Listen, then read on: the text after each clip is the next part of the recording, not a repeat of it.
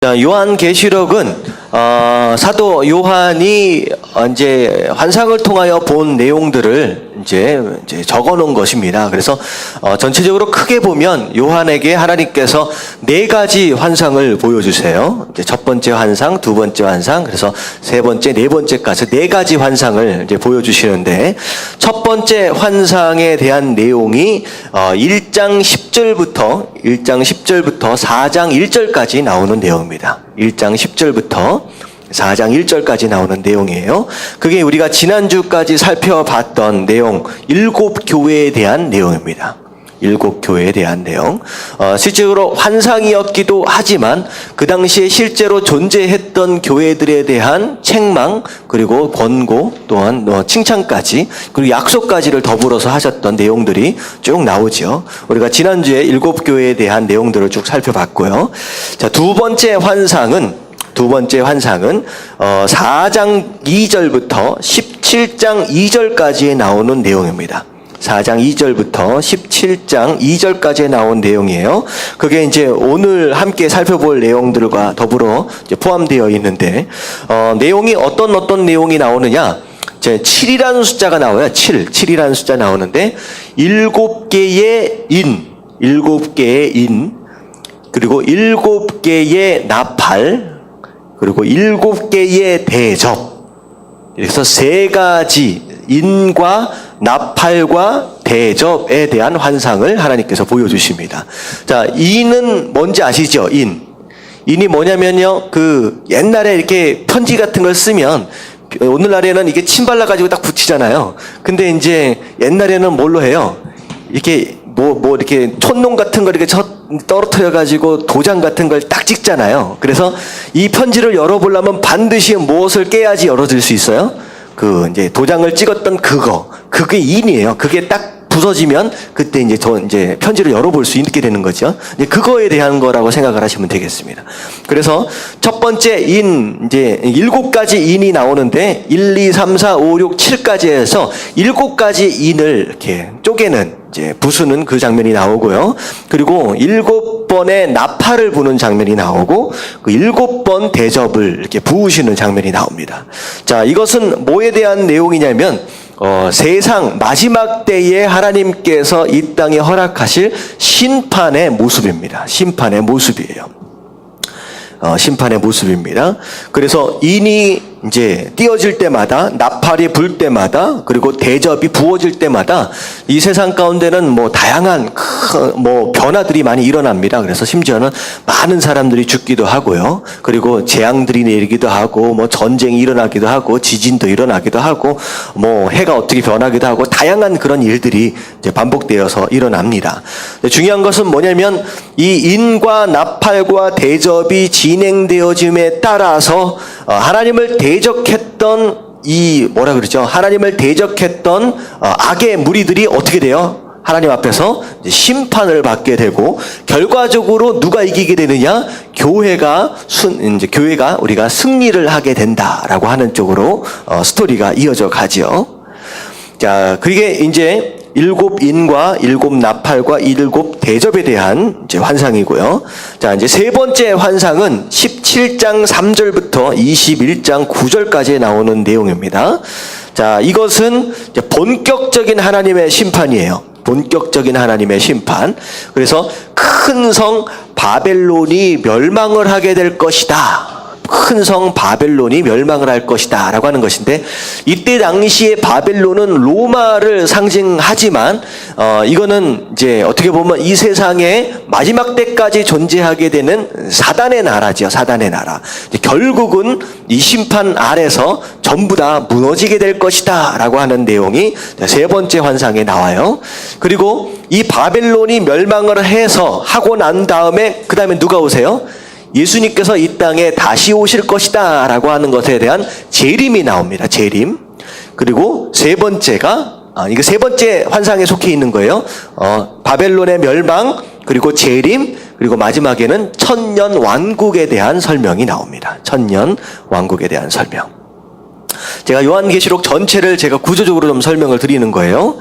자, 네 번째 환상은 자, 바벨론이 다 멸망하고 예수님께서 내려오시고 그리고 천년 왕국이 이루어진 다음에는 자, 그때는 뭐에 대한 설명이 나오느냐? 이제 네 번째 환상이죠. 새 하늘과 새 땅. 새 하늘과 새 땅. 이 땅의 것들은 다 사라지고 진짜 새로운 하나님의 나라, 새 하늘과 새 땅이 이 땅에 펼쳐지게 될 것, 그걸 설명을 하고요. 그리고 두 번째는 거룩한 성 새 예루살렘에 대한 설명이 나옵니다. 거룩한 성 새 예루살렘. 이제 그게 교회의 승리와 더불어 온전한 하나님의 나라가 세워지는 그 마지막 때를 이제 환상으로 이제 보여주시게 되는 거죠. 자, 그래서 오늘 우리가 공부할 내용은요, 첫 번째 환상 7교회에 대한 것은 지난주에 우리가 살펴봤고요. 그리고 우리가 두 번째, 세 번째, 네 번째 환상에 대한 내용들만 간단하게 좀 설명을 좀 드리도록 하겠습니다. 그래서 자, 115페이지를 가시면 자, 7 숫자와 7 심판이 있다라고 했어요. 자, 7 심판, 세 가지 심판이 있었는데 기억나세요? 첫 번째는 뭐에 대한 심판이에요?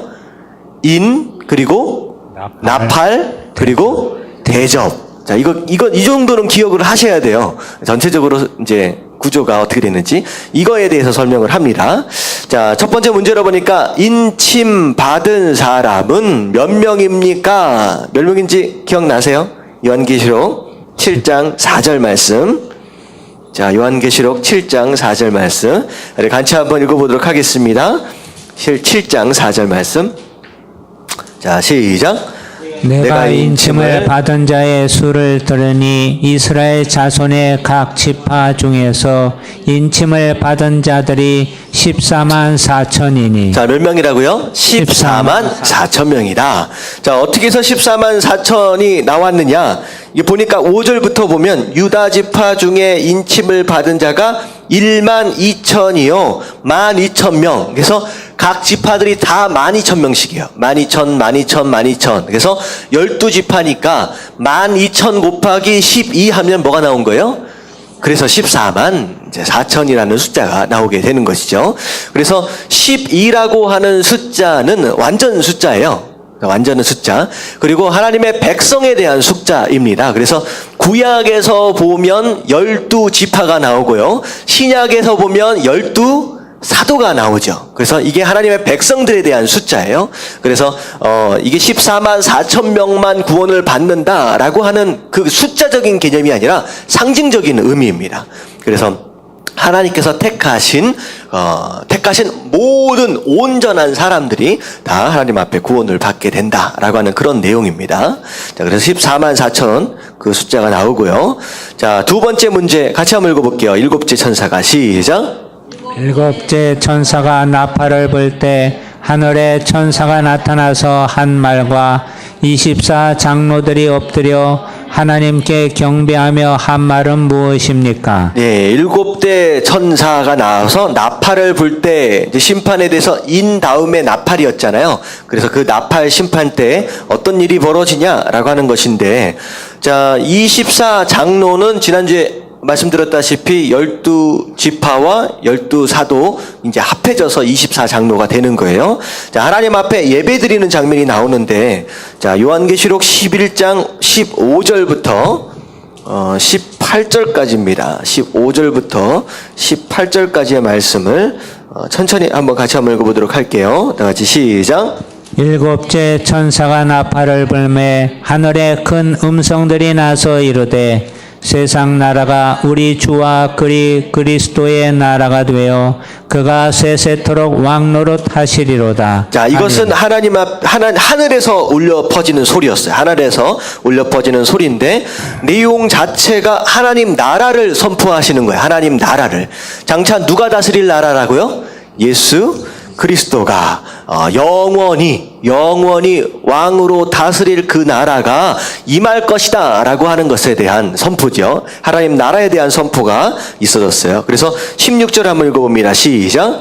하나님 앞에서 자기 보좌에 앉아있던 24 장로가 엎드려 얼굴을 땅에 대고 하나님께 경배하여 24장로가 이 소리를 듣고서 땅에 엎드려서 하나님 앞에 경배하면서, 그리고 17절과 18절은 이 24장로들이 한 목소리로 하나님 앞에 경배하는 내용이 나오죠.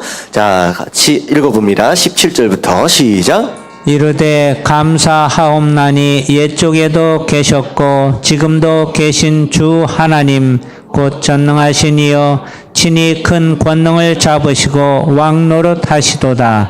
이방들이 분노하매 주의 진노가 내려 죽은 자를 심판하시며 종 선지자들과 성도들과 또 작은 자든지 큰 자든지 주의 이름을 경외하는 자들에게 상 주시며 또 땅을 망하게 하는 자들을 멸망시키실 때로소이다 하더라. 자, 그래서 첫 번째 이 24장로가 하나님 앞에 두 가지를 이제 고백을 하죠. 첫 번째 고백은 무엇이냐? 하나님께서, 예수 그리스도께서 이 땅에 내려오셔서 이 땅을 다스릴 것이다 라고 선포하니까 그 다스림에 대하여 뭐 하는 거예요? 이제 순종하는 고백입니다. 그렇습니다. 하나님 예수 그리스도께서 오셔서 이 모든 나라들을, 이 땅을 영원토록 다스려 주시옵소서라고 하는 이제 순종의 고백들이 첫 번째 나오는 고백이고요. 두 번째 고백은 무엇이냐? 이 땅에 내려오니까 예수 그리스도를 영접하고서 하나님께 예배하는 자들이 있었는가 하면 그렇지 않은 반대쪽 사람 있잖아요. 이제 믿는 자들을 핍박하고 괴롭게 했던 그들을 향하여서 하나님 뭐가 임한다고요? 하나님의 심판이 임할 것이다 라고 이제 선포하는 장면이 나옵니다. 그래서 이렇게 하나님 앞에 고백을 합니다. 이게 두 가지로 고백을 해요. 첫 번째는 하나님의 다스림을 인정하고 순종하는 고백, 두 번째는 하나님의 심판에 대하여 선포하는 고백이 이제 나오죠. 이제 두 가지 경배의 말로 하나님 앞에 고백을 합니다. 자, 그리고 나서 이제 세 번째 질문을 보면 악한 짐승의 수는 얼마입니까? 요한계시록 13장 17절. 13장 17절 18절 말씀 같이 한번 읽어볼게요. 17절 18절 말씀 다 같이 시작. 누구든지 이 표를 가진 자 외에는 매매를 못하게 하니 이 표는 곧 짐승의 이름이나 그 이름의 수라. 지혜가 여기 있으니 총명한 자는 그 짐승의 수를 세어보라. 그것은 사람의 수니 그의 수는 666이니라. 네. 아멘. 그 성경 안에서 6이라고 하는 숫자는 별로 그다지 좋은 숫자가 아닙니다. 왜냐하면 7이라는 숫자가 하나님의 수이면서 완전 숫자이거든요. 그랬을 때 7에서 하나가 모자란다라는 숫자예요. 그래서 이게 이제 별로 좋지 않은 숫자인데, 이 666이라고 하는 것이 이제 원래는 그때 당시에 누굴 가르치는 것이었느냐? 로마 황제를 가르쳤던 그런 숫자입니다. 그래서 로마 황제가 결국은 다 심판받게 될 것이다 라고 하는 걸 직접 글로 쓰면 큰일 나잖아요. 그러니까 로마 황제를 쓰는 그 알파벳 숫자를 이제 숫자화해서 이렇게 적으니까 666이 나온 거예요. 그래서 로마 황제를 이제 말할 때 이렇게 이제 바꿔서 숫자로 이렇게 썼다라고 하는 것이죠.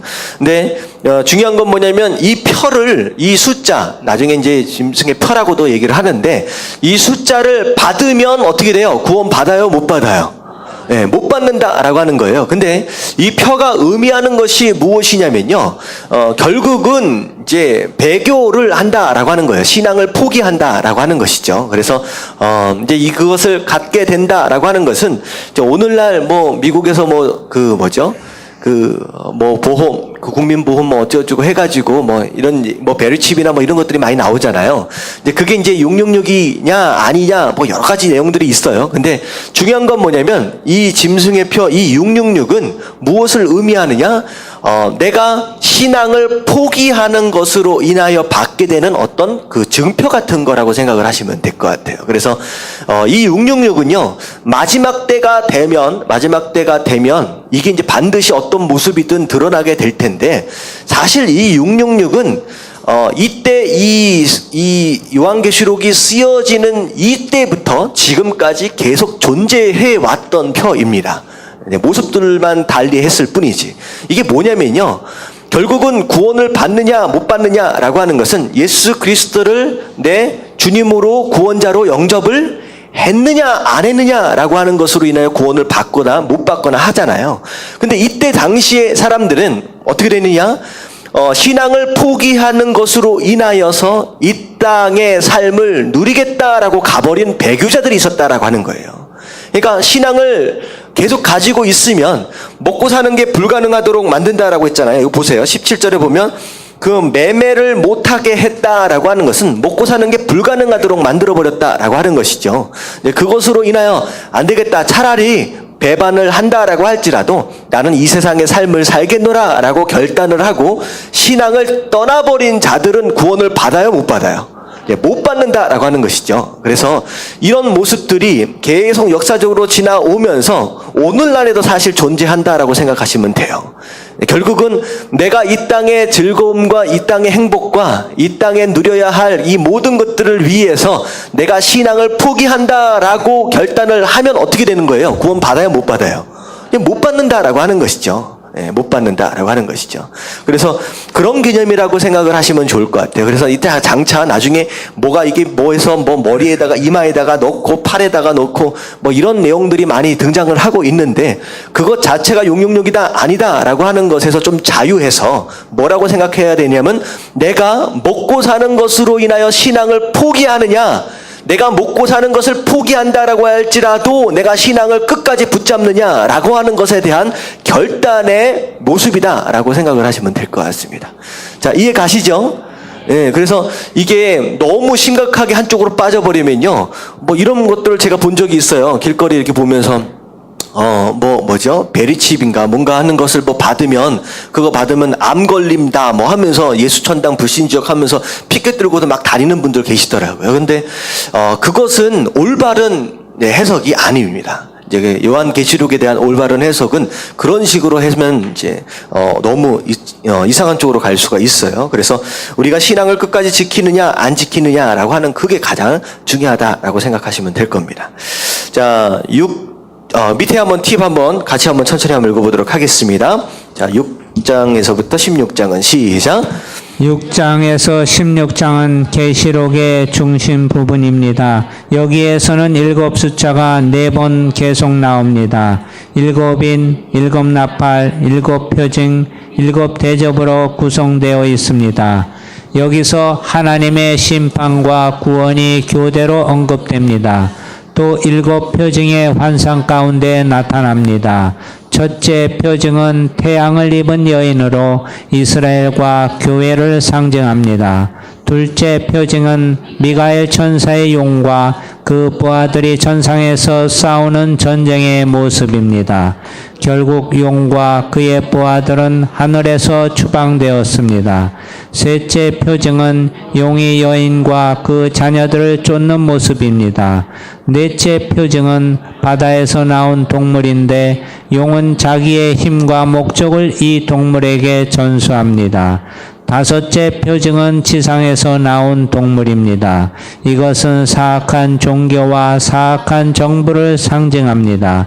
666이라는 숫자는 특정한 인물, 즉 네로 황제를 의미한다고 볼 수 있습니다. 여섯째 표징은 시온산에 있는 어린 양입니다. 이것은 희망의 표징으로 구원받은 자들을 의미합니다. 여기서 12지파와 각 1200명 그리고 14만 4천 명의 숫자가 나오는데 구원받은 전체를 나타내는 상징 숫자입니다. 7째 표징은 최후의 심판을 행하는 인자와 같으신 분이 나옵니다. 다양한 표징들이 나오는데 좀 복잡하죠. 이제 간단하게 얘기하면 뭐라고 생각하시면 되냐면 마지막 때 하나님께서 이 땅을 심판하실 때 다양한 징조들이 일어난다라고 하는 거예요. 이제 그런 가운데 이 땅에 큰 전쟁들이 이제 일어나게 됩니다. 영적인 전쟁, 실제적인 전쟁들이 일어나게 되지요. 그런 가운데 마지막에 사탄이 어떻게 보면 사단에게 있어서 마지막이에요. 그렇기 때문에 호락호락 그냥 물러나지 않습니다. 마지막 발악을 하는 가운데 엄청난 전쟁이 일어나는데 이 사단이 심지어는 이 땅의 나라들을 들어서 이 땅의 어떤 인물들을 들어서 적그리스도처럼 이제 앞장을 세워가지고 그의 수하처럼 이제 부려먹는 이제 그리고 그것으로 마지막 발악을 하게 되는 모습들이 나타난다라고 하는 거예요. 그래서 막 땅에서 뭐가 올라오고 바다에서 뭐가 올라오고 이런 모습들이 바로 그런 겁니다. 그래서 예전에는 이 나라들이 막 머리가 몇 개 있었고 뭐 용 모습들이 나오잖아요. 그래가지고 실제로 유럽 연합으로 하나로 묶였을 때 그 짐승이 바로 유럽 연합을 이야기하는 것이다라는 그런 얘기들이 또 있었어요. 네, 그럴 수도 있습니다. 그리고 또 그렇지 않을 수도 있고요. 그러니까 어떻게 보면 유럽이 같은 통화, 같은 돈으로 이제 묶이게 되면서 실제로 유럽만 묶이는 게 아니라 전 세계가 뭘로 지금 묶여가고 있느냐? 뭘로 묶여가고 있어요?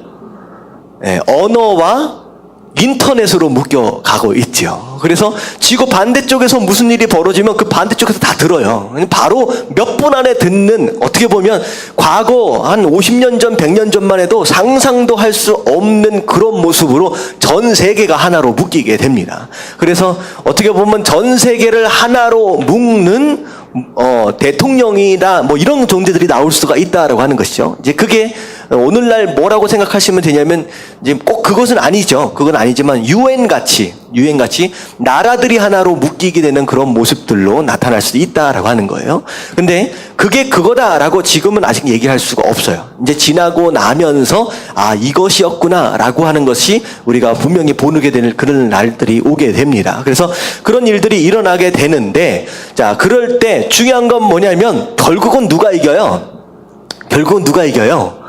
교회가 이긴다는 거예요. 교회가 아무리 날뛰고 마지막 발악 수많은 사람들을 어찌고저찌고 한다라고 할지라도 결국은 교회는 살아남아서 승리를 외치게 된다라고 하는 것입니다. 그래서 하나님께서 택하신 그의 백성들 그리고 끝까지 믿음을 지켰던 그들은 하나님께서 반드시 구원하신다라고 하는 것에 대한 메시지죠.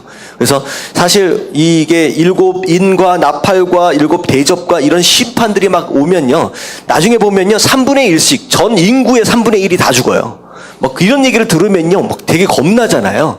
근데 그 3분의 1 안에 우리 안 들어갑니다. 왜냐하면 이제 하나님께서 이제 그건 육신적인 죽음이 아니라 영적으로 이제 생각을 할 필요가 있어요. 우리는 절대 영적으로 죽지 않습니다. 쫓겨나거나 멸망받지 않습니다. 선택받은 하나님 백성들로서. 그리고 이런 모든 심판들을 허락하시는 이유는 뭐냐면 두 가지예요. 두 가지. 자, 이게 되게 중요해요. 두 가지 이유 때문에 이런 자연재해나 이런 것들을 허락하시는데 첫 번째는 무엇이냐? 하나님을 대적한 자들에 대한 심판입니다. 하나님을 대적한 자들에 대한 심판이에요. 그들의 삶에 대하여 그대로 심판하시겠다라고 하시는 하나님의 약속이죠.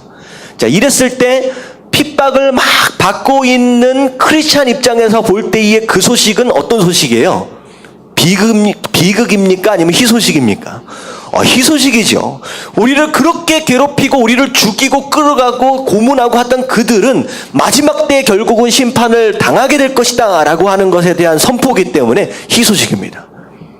그런 의미예요. 첫 번째는 심판하시겠다, 심판에 대한 의미고요. 두 번째 의미는 마지막 때 하나님께서 그냥 예수님께서 딱 오셔서 그냥 딱 갈아엎어버리시고 새 나라 새 하늘 딱 시작해버리면 좋잖아요.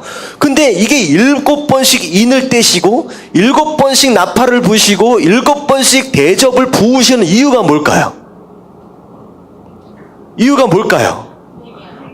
그거죠. 어찌되었던 이런 상황들, 돌아가는 전쟁의 상황들, 이런 모습들을 보면서 하나님을 만나라는 거예요. 죄를 깨닫고 하나님께로 돌아오라라고 하는 것이죠. 그래서 어쩌면 노아 홍수 때도 의도적으로 하나님께서 노아 방주를 만들라고 했을 때 몇 년 동안 만들었어요? 120년 동안 만들라고 하셨던 이유, 그냥 간단 하나님께서 그냥 도와줘 버리시면 한 10년이면 만들 수 있거든요. 근데 그 오랜 시간 짓도록 하셨던 이유는 뭐냐? 그 시간 동안 어찌됐든 한 명이라도 뭐 하기를 기다리시는 거예요? 돌아오기를, 회개하기를 기다리시는 거예요. 그게 마지막 때에도 하나님께서 우리를 기다리고 계신다라고 하는 것이죠. 자, 이 두 가지 의미가 있습니다. 네, 중요한 건 뭐냐면 마지막 때 예수 그리스도가 오시면서 교회는 승리한다라고 하는 것에 대한 내용이죠. 자, 그리고 자, 세 번째 환상. 이게 4라고 나와 있는데 실질적으로 보면 세 번째 환상이에요.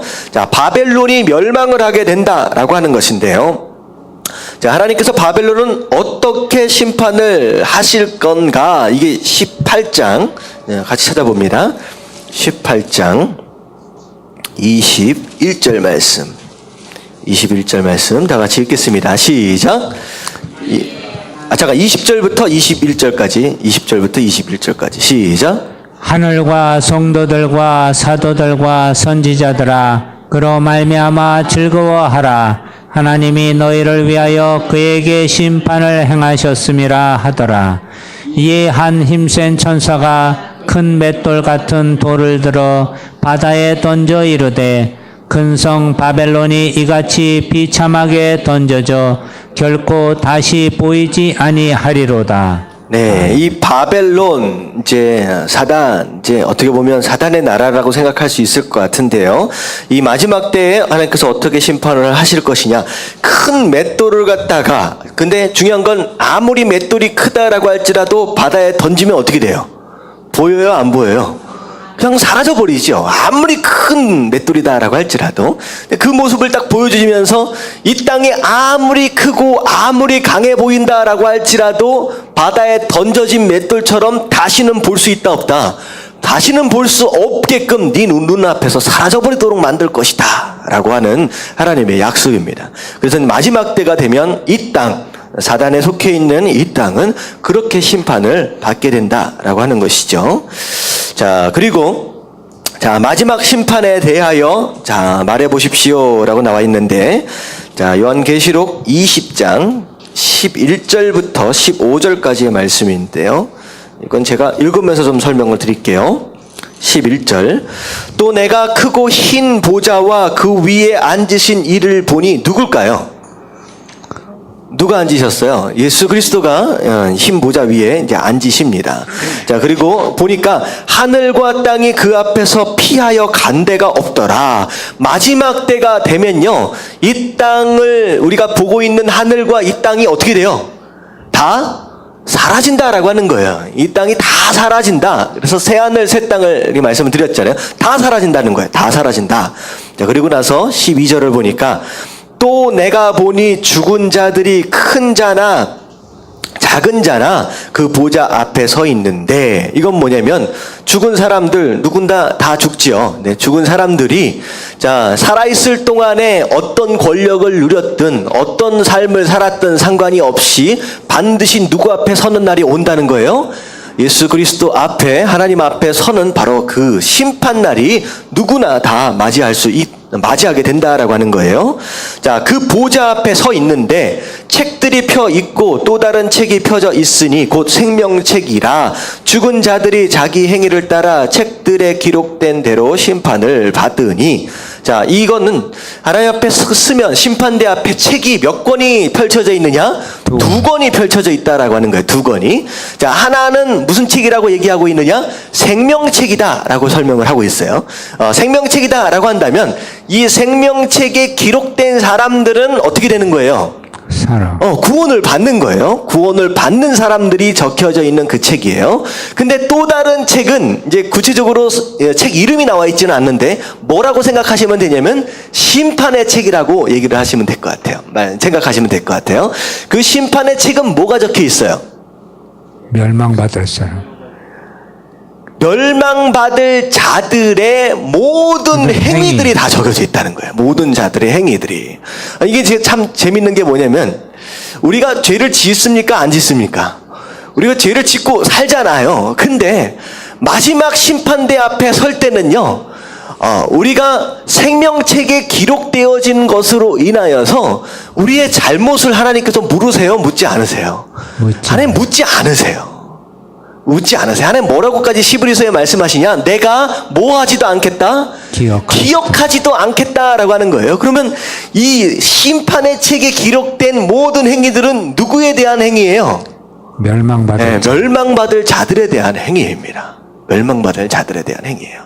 이 얘기는 뭐냐면, 자, 구원은 무엇으로 말미암아 구원을 받느냐? 죄를 더 짓고 덜 짓고에 대한 내용이 아니에요. 더 짓고 덜 짓고에 대한 내용이 아니라, 제가 말씀드렸죠. 심판대 앞에 딱 서면 예수 그리스도께서, 하나님께서 우리에게 뭘 물어보세요? 두 가지. 네가 예수 그리스도와 관계를 물어본다 그랬어요. 관계. 그 관계는 방금 이제 그 김사님 말씀하신 것처럼 이제 그 내용이죠. 가장 중요한 건 네가 예수 그리스도와 무슨 상관이 있느냐라고 하는 질문을 하실 거예요. 자, 그랬을 때 우리는 이미 이 땅을 살면서 어떤 고백을 하나님께 올려드렸느냐? 예수 그리스도는 나의 구원자시요 나의 주님이다라는 고백들로 이미 하나님과 예수 그리스도와 상관이 있는 자가 됐다는 거예요. 상관이 있는 자가 됨으로 말미암아 우리의 이름은 어디에 이미 기록되어져 있어요? 생명책에. 자, 옆에 계신 분들하고 인사해 주세요. 옆에. 자, 생명책에 이름이 이미 기록되어져 있답니다. 여러분 믿으시길 주님의 이름으로 축원합니다. 아멘. 죄를 많이 지었더니 그 생명책에 쓰여졌던 그게 점점 흐려져 가지고 이게 어떻게 심판책으로 옮겨가는 거예요? 아니에요. 아니, 그런 일 없어요. 그런 일 없어요. 이렇게 생각하시면 돼요. 제가 딸아이가 있는데, 진짜 예를 들어서요, 말 잘 듣습니다. 말 잘 듣는데 진짜 말을 안 들었다라고 생각을 해보세요. 진짜 말을 안 듣는다고 생각을 해보세요. 말을 아무리 안 들어도 제 딸입니까? 제 딸이 아닙니까? 네, 제 딸이에요. 제 딸. 무슨 얘기인지 아시겠죠?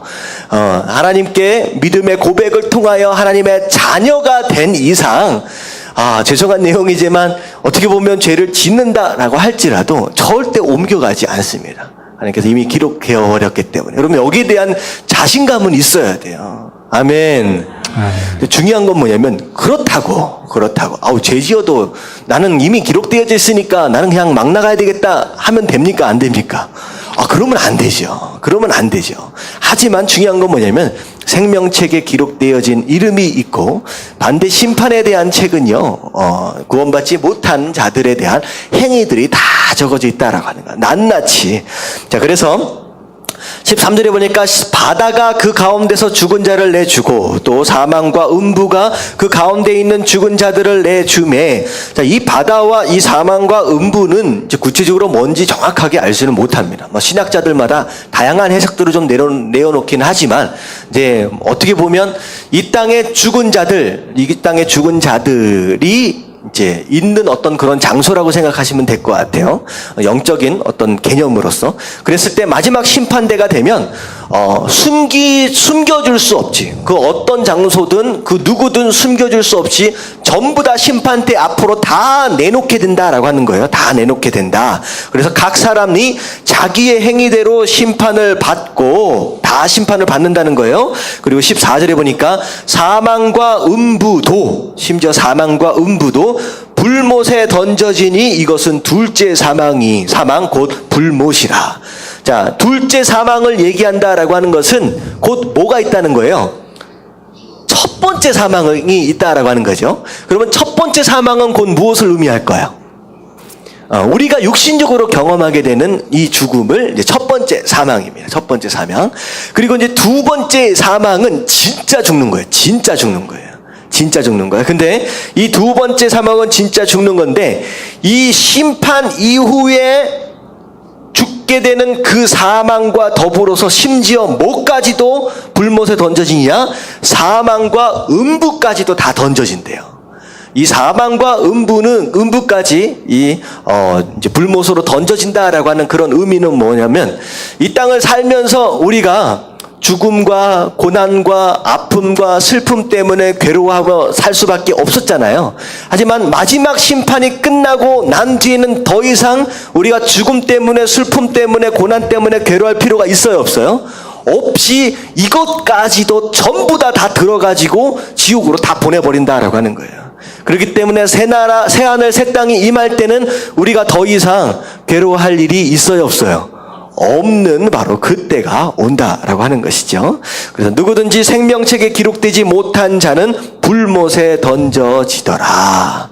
그래서 생명책에 기록되어져 있느냐 아니냐라고 하는 것, 이게 너무 중요하다라고 하는 것이죠. 자, 마지막 때 마지막 심판은 그런 모습으로 이제 이 땅에 이루어지게 됩니다. 자, 밑에 좀 더 읽어볼게요. 바벨론은 시작. 바벨론은 로마를 의미합니다. 동물 로마가 거짓 예언자, 거짓 종교가 저주를 받습니다. 이들을 정복하는 이는 하나님의 말씀이요 왕 중의 왕, 주들의 주이십니다. 요한은 여기서 하나님의 심판을 말합니다. 사단은 결국 결박당하고 순교자들은 그리스도와 함께 천년 왕국을 누립니다. 천년 왕국에서 천년은 상징적인 숫자이며 예수님의 통치 기간을 의미합니다. 일곱째 천년은 창조 기사의 안식일에 해당되며 이때가 메시아의 통치 기간입니다. 예, 천년 왕국이다라고 해서 뭐 천년 동안 다스린다라고, 그리고 숫자적인 개념이 아니라 상징적인 의미다라고 생각을 하시면 될 것 같아요. 자, 그리고 마지막 환상, 네 번째 환상은 새 하늘과 새 땅에 대한 내용, 그리고 새 예루살렘에 대한 내용입니다. 자, 이게 이제 계시록 21장 1절부터 7절까지 쭉 나오는 내용인데요. 자, 그냥 제가 천천히 한번 읽어보면서 내려가도록 할게요. 또 내가 새 하늘과 새 땅을 보니 처음 하늘과 처음 땅은 어떻게 됐다고요? 없어졌다라고 하는 거예요. 바다도 다시 있지 않더라. 그러니까 처음 만드셨던 첫 번째 창조물들은 이제 마지막 때 새 하늘과 새 땅이 이 땅에 이제 이르게 되면 다 사라지게 된다라고 하는 것입니다. 자, 또 내가 봄에 거룩한 성 새 예루살렘이 하나님께로부터 하늘에서 내려오니 그 준비한 것이 신부가 남편을 위하여 단장한 것 같더라. 무슨 내용이냐? 새 예루살렘은 하나님 나라를 의미하는 거예요. 그 하나님 나라가 이 땅에 내려올 때에 어떤 모습처럼 느껴지느냐? 어떤 모습처럼 느껴지냐? 신부가 신랑을 위해서 단장하고 준비한 것처럼 그렇게 느껴진다는 거예요. 새 예루살렘이. 누가 누굴 위해서 준비하신 거예요? 새 예루살렘은? 하나님께서 우리 교회를 위해서 준비하시고 단장하셨다라고 하는 거예요. 그것이 마지막 때가 되면 그걸 가지고 그것과 더불어 내려오신다라고 하는 것이죠. 자, 내가 들으니 보좌에서 큰 음성이 나서 이르되 보라, 하나님의 장막이 사람들과 함께 있음에 하나님이 그들과 함께 계시리니 그들은 하나님의 백성이 되고 하나님은 친히 그들과 함께 계셔서.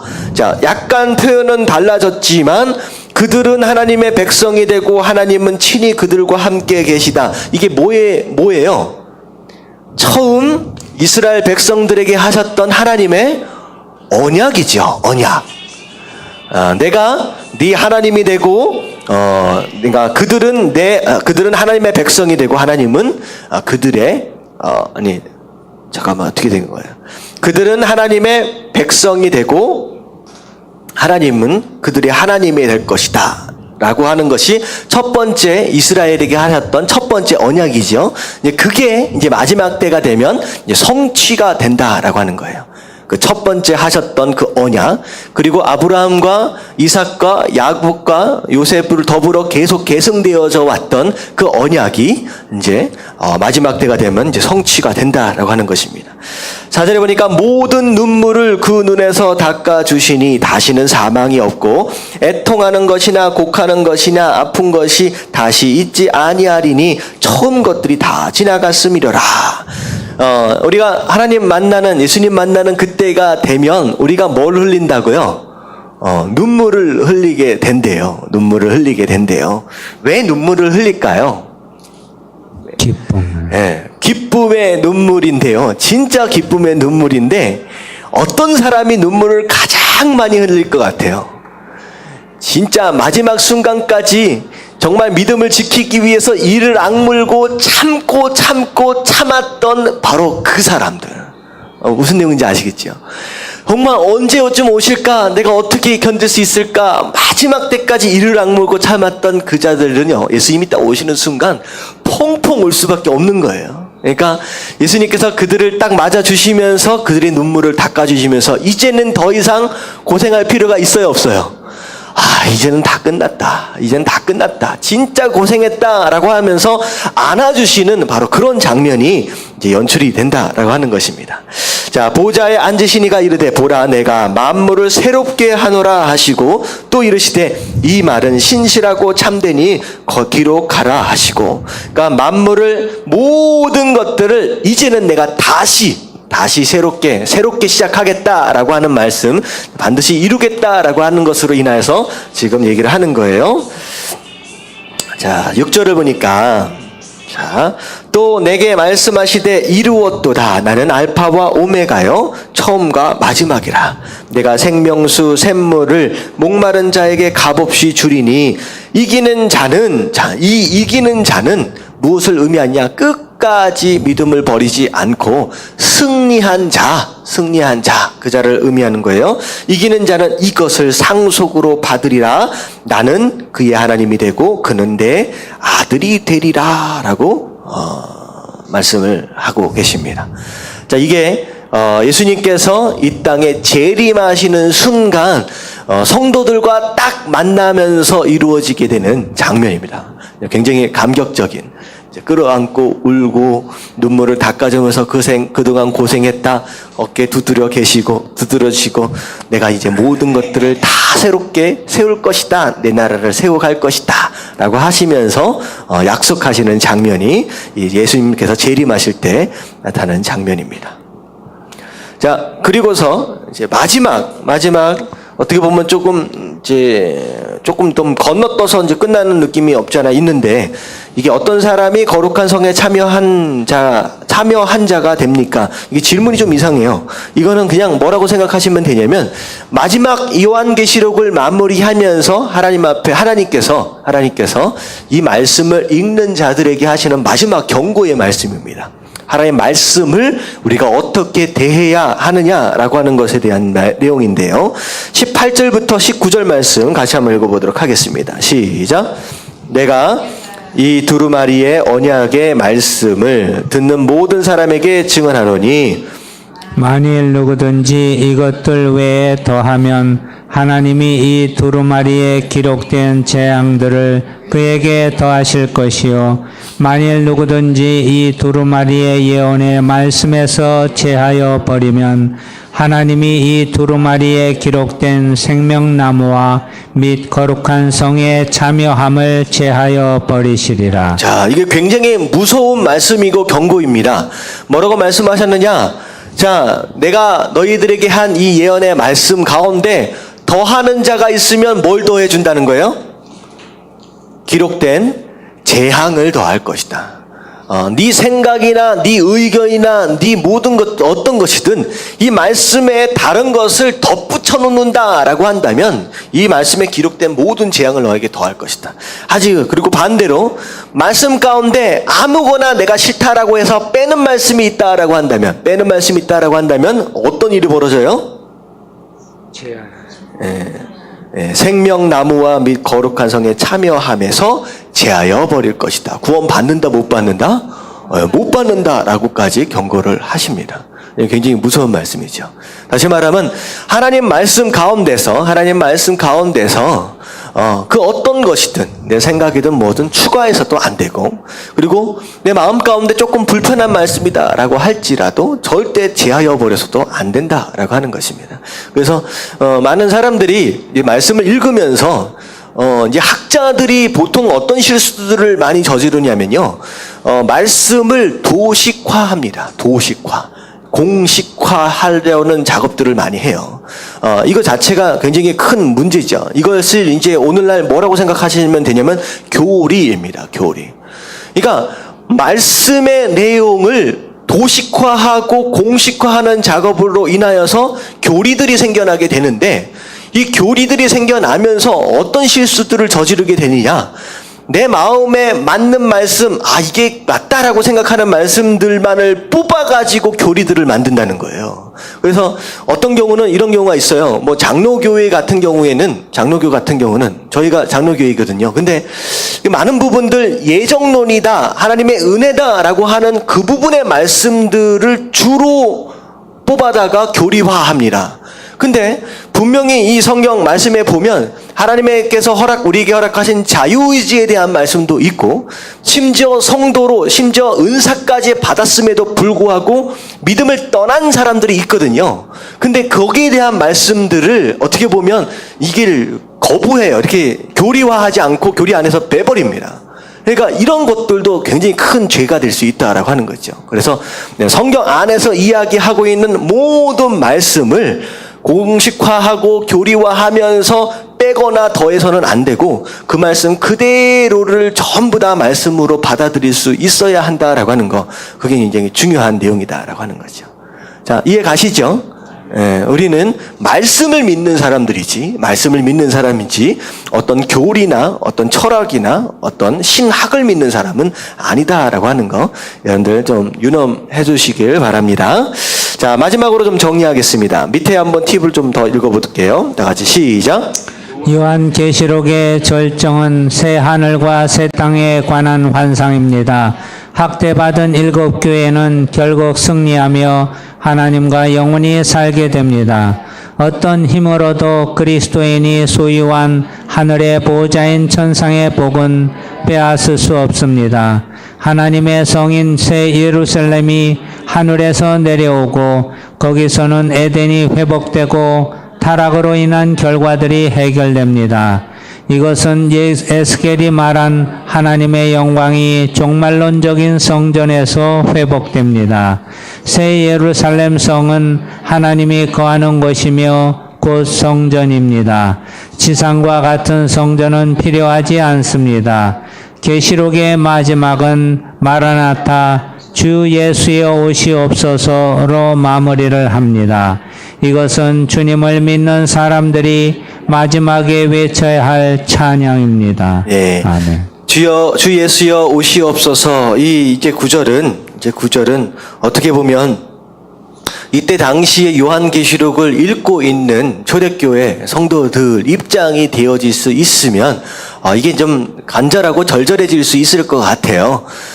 정말 하루 어떻게 보면 밤새 안녕하셨습니까? 라고 하는 인사가 적절할 정도로 순간순간 누가 잡혀가고 누가 죽고 누가 끌려가고 누가 고문당하고 그런 일들이 너무나도 팽배했던 그런 시대입니다. 그렇기 때문에 예수님 빨리 오셨으면 좋겠다라고 하는 그런 간절함으로 가득 차 있는 그들에게 주시는 희망의 메시지이면서 어떻게 보면 용기를 주는 그런 메시지가 바로 요한계시록이다라고 하는 거예요.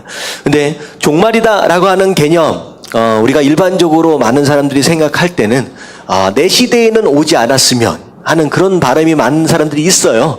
심지어 어떤 분들은 내가 조금 나이 많이 들어서 내가 이제 살 만큼 살고 한 90, 100살 정도 살다가 이제 넘어갈 때 정도 돼서 예수님 오시면 가장 좋을 것 같죠. 그러면 육신적인 죽음도 맛보지도 않고 어떻게 보면 예수님 그냥 직접 만날 수 있을 것 같고 어떻게 보면 굉장히 이기적입니다. 근데 그거 아니라는 거예요. 그러니까 이 땅을 살면서 그런 식으로 이제 살만한 세상을 살고 있는 사람들에게 있어서 이 요한계시록은요, 어떻게 보면 세상이 끝난다라고 하는 것 자체가 두려움이죠. 예수님 조금 있다 오셨으면 좋겠고, 이렇잖아요. 청년들은 이왕이면 뭐 한 다음에 오셨으면 좋겠을까요? 결혼하고 나서 이왕이면 또 결혼하고 나면 이왕이면 애도 좀 낳고 키워보다가 그런 생각들이 이제 거쳐가게 되죠. 그래서 어떻게 보면 오늘날 우리 시대에 이 말씀을 이제 받기는 사실 그 모습 그대로를 받기는 쉽지 않은 말씀입니다. 하지만 오늘날에도 단 한 번의 예배를 드리기 위해서 목숨을 걸어야 하는 그런 성도들이 여러분들이 있습니다. 중국에도 있고 북한에도 있고 이슬람권에도 있습니다. 그 성도들에게 있어서는 이 요한계시록이 그들에게 있어서는 굉장히 커다란 소망입니다. 희망입니다.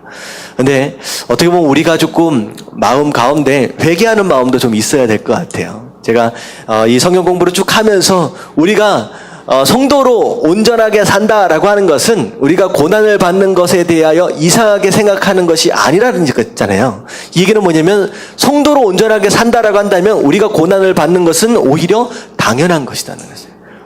이 땅에 적당히 타협하고 살고 산다라고 한다면 고난이 없다라고 하는 거, 어떻게 보면 우리가 제대로 살지 못하는 것으로 말미암아 우리가 어떻게 보면 세상과 더불어 타협하며 살고 있는 모습이 아닐 수 있지는 않을까라는 그런 생각을 해보게 됩니다.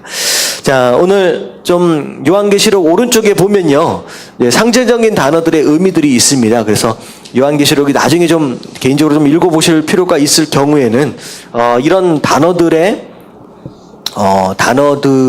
어떤 의미들을 생각하셔서 좀 보실 수 있으면 조금 더 이해가 쉬울 것 같아요.